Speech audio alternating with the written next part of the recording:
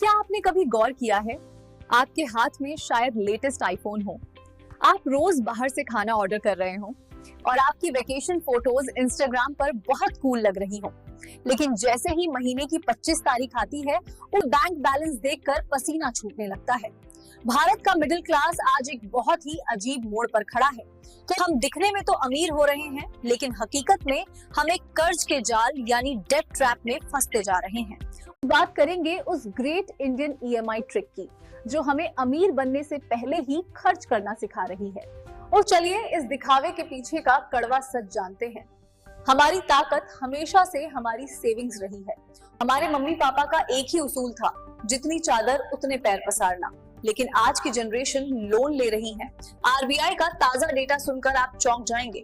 Net savings गिरकर सिर्फ 6.7% रह गई है। ये पिछले 50 सालों का सबसे निचला स्तर है।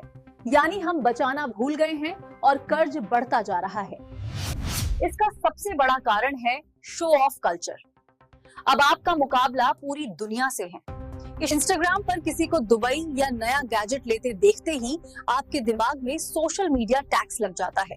और इसी डर का फायदा उठाने के लिए आती हैं नो कॉस्ट ईएमआई, जहां आपको छोटा अमाउंट दिखाया जाता है तो कंपनियां आपको बड़ा प्रोडक्ट नहीं बेचती, बल्कि छोटे महीने का खर्च दिखाकर आपको फंसा देती हैं। और चलिए मिलते हैं अभिषेक से, जिसकी सैलरी 60,000 है, लेकिन ईएमआई में ही 34,000 खर्च हो जाते हैं। वो बाकी पैसों में उसे किराया, पेट्रोल और खर्च चलाना पड़ता है। असल में वो अमीर नहीं, बल्कि हाई क्लास लेबर है। महंगाई तेजी से बढ़ रही है, लेकिन सैलरी उतनी तेजी से नहीं बढ़ रही और टैक्स का बोझ अलग है। समाधान है फाइनेंशियल माइंडफुलनेस। दिखावे के लिए अपनी आजादी मत बेचिए और सोच समझकर खर्च कीजिए। अगली बार स्वाइप करने से पहले खुद से पूछिए, क्या आप सामान खरीद रहे हैं या सामान आपको खरीद रहा है?